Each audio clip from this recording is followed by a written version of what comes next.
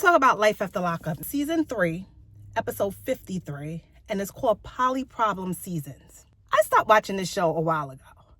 And now that I'm back watching it again, I see why I stopped. I probably should have stayed away from it, but it's like that train wreck that you just can't take your eyes off of, and you just got to keep going because who the hell knows what people are doing these days. Let's start with Lacey, Shane, and John. This whole relationship has been going on since the dawn of time. She has been back and forth between her husband and her drug addict boyfriend. Apparently, the husband doesn't want to sleep with her anymore. He's out at the gym all the time. He's just not giving her the attention she needs sexually, emotionally, all the things. She takes him to take a lie detector test. Why did he agree to this? He keeps saying he has a secret that he was keeping from her. Everyone's like, is it another girl? Does he have somebody on the side? And he's like, no, I'm not cheating on her. He fails the lie detector test because the polygraph person asked him, has he had any sexual contact with men or women during the time that their child was born? He says no type of affection, no flirting. He just says no. Truth comes out that it's a lie. Even though he said he wasn't physically sleeping with anyone, his secret was he has an OnlyFans page that caters to men. He's flirting with the men. He's sending them videos. Videos of him and his wife. If his wife doesn't know about this page, does she know that you're sending out videos of you and her together? Look, I would be pissed that I found out that he's flirting with men, even though he said he's never come in close contact with them. It's only been online. But the fact that you're flirting with men and you're supposed to be in a marriage and you're sending them videos of you and I, see, that's a red flag. Now, Shane wants a polygraph on Lacey. Now, we all know Lacey got John on the side again, and he's good to go along. He don't care as long as he sees her from time to time. He don't have none of the responsibilities, and he can go on about his life, and he just pops up when she needs him. Lacey convinces Shane that, well, if you go to couples therapy with me, I'll take the lie detector test, because she didn't want to get busted that she's still seeing John, because that's going to be a question on his thing. Let's move on to the next couple, Brittany and Ray. First of all, I don't think Ray smiles at anything. His face is so one note. You don't know when he's happy, when he's sad, when he's angry. His face is the same all the time. Does this man show any emotion? No matter what emotion he has, his facial expression is always the same. I have not seen this man smile yet. He decides, I'm going to go to my cousin's house down the block. She's like, what cousin? I know you had a cousin. We've been living together for quite some time, and you never mentioned a cousin. Why you going to your cousin's house? Why you not inviting me? Lockup. I think the issue is these women and men who mess with these people that are behind bars are so used to keeping tabs on them that when they come home, it's like a reality check. You don't know where this person is 24/7. And they damn sure ain't going to tell you because they're free to do whatever they want to do. And you are so content with knowing when they're behind bars that they're not with someone else because they can't go nowhere. They locked up. They never think, oh, if this person is actually set free, they're free to roam around the world any way they please. The bell doesn't go off in their head. For her to actually be mad that he's going to go visit his cousin. Now, granted, we don't know what's over there at the cousin's house. It could be some wrongdoings, but let the man live. You don't have to be attached at his hip 24/7. Now she got all these mimosas in her body. I think it's her sister, some family member comes over, gasses her up to pull up on the man. She has his tracking location. The family member tells her, if we go over here, keep it classy, don't embarrass yourself. But the girl is full of mimosas. She already on a little tipsy side, ready to turn up. You can keep somebody basically chained up. He's free. He's going to go wherever the heck he wants to go, regardless of how much money you spent on him. And he's not going to be around you 24/7. People need a break sometimes. We don't need to see each other 24 hours a day. No. We don't need that. Let's jump to John and Christina. They're getting married. I love that her son actually came to see her because she hasn't seen him while she's been sober for so many years. But it's the sister. And she wants her sister, Tara, to come to the wedding. And no one can find Tara. The mother's crying. She's crying. They're calling her.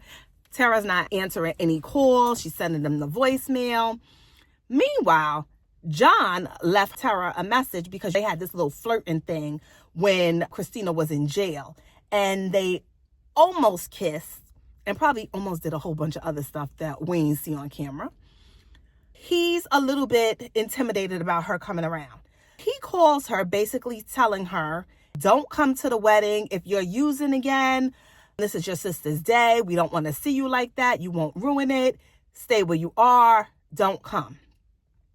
Now everybody's up in arms. He's scared that his wife, Christina's going to find out he's told Tara not to come to the wedding.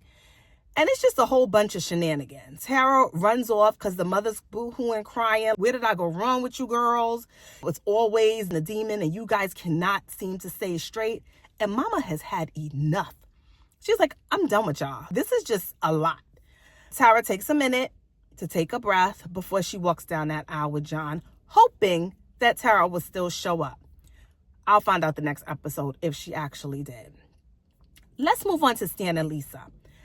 Stan and Lisa are a very odd couple because he's twice her age. She actually likes women. She does not like men, but yet she's with him. And together, they're really into bondage stuff that they be doing down in the basement. Lord knows what goes on down there, but they be down in the basement. And he's a millionaire. And the reason why he's a millionaire is because he's cheap as hell. He talks about his $5 wine, $7 wine. He is not trying to spend a dime more on Lisa. And he spent thousands of dollars on her while she was in prison.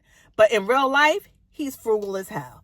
He ain't trying to give nobody no money. He counting every single penny. Lisa swears that he's cheating on her. Mind you, she got a chick on the side that she be texting that we're about to see in the next episode. But she ain't gonna tell him that. She gets on Facebook and she starts messaging him as some girl. And he messages back. Now he's talking to Lisa, who he thinks is another woman, talking about how he's gonna meet her, all this stuff. Has no idea that it's Lisa. Lisa calls her girlfriend and come get me. They about to plot a whole scam to set Stan up. I'm telling you, train wreck. Who goes through all of this in their real life? I don't have the time for it. What are y'all doing? This is crazy. Last but not least, we're going to spend a little time on this one. Nicole, Deontay, and Tia. This whole, I don't know, throuple, couple, threesome, not threesome, I don't know what they want. But they are a hot mess. First of all, Deontay, and I have to say this, reminds me very much of a ventriloquist. He looks like the little dummy that sits on the lap because when he talks, he does not move his lips, his mouth, his teeth don't open, and his eyes are always like, what is going on here? Is somebody controlling you? Where they do that at? He doesn't seem to have a brain of his own. He knows this girl is using him, but he really thinks she loves him. It's a whole mess. Basically, Nicole is like, look, I want y'all to come together so all three of us can hang out and chill in a relationship, so to speak. And first he's like, I'm not down with the threesome. And it's like, well, it's not really a threesome. And then him and Tia get into this argument because at some point he agrees, well, I don't like Tia. She looked like a guy. I'm not trying to be with no guy. If she looked like a woman, he would be really down. And Tia, I don't want you. I don't even like men. You ain't got nothing that I like.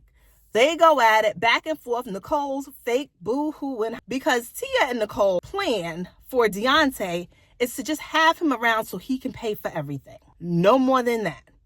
Deontay is thinking that him and Nicole are so close. She loves him so much that at some point she'll forget about Tia and just move on with him.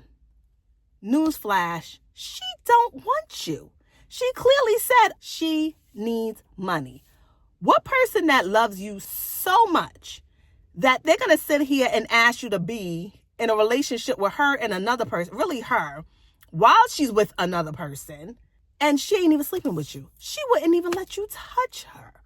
And she's sleeping with this girl and has slept with her ex when she came home. His mother even asked him, did I drop you on your head when you was a baby? Because that elevator ain't going all the way to the top floor. Somebody needs to shake him. I love his friend though, because his friend be hitting the nail on the head. He was like, he the biggest simp I have ever seen. And if he didn't get that phrase right, no one else can. If your own friend is telling you that, it's crazy. They're arguing at this table, Nicole, him. Really, it's him and Tia, and Nicole's crying. And this whole time, Nicole never even looks at Deontay, not once, through this entire argument, conversation. When he even came, she gave him a little side look, hey, over the shoulder type of thing, but never no eye contact. This fool has the nerve to be like, oh, Tia can't even look me in my eye because she's so upset and she loves me so much that she can't even face the fact that she's asking me to do this. And I know she loves me so much. And Tia is going to be mad because she's going to walk away from her and be like, nope, it's all about Deontay. Boy, Bob, get a whole life. Look at the bigger picture. This girl only called you when she wanted money. She ain't let you touch her. And as a matter of fact, she said you can only sleep with her if you buy her bigger boobs. She wants money. She has no job. She has a record where it's hard for her to get a job. And you actually get out of this that she's in love with you and she can't live without you. If that was the case, I think she would have been with you from jump. His best bet is the guy with the red-haired girl who was in the little boat thing with him, because she seemed interested. She seemed like she was down to be chill with him and go on dates and treat him right and not ask him for money. But he seems like the type that women that are on their own would be a little over his head. He needs to control somebody. So this is his way of controlling. Anyway, child, this Life After Lockup done got me stuck. So I will definitely be tuning in for more, and we'll talk about it later.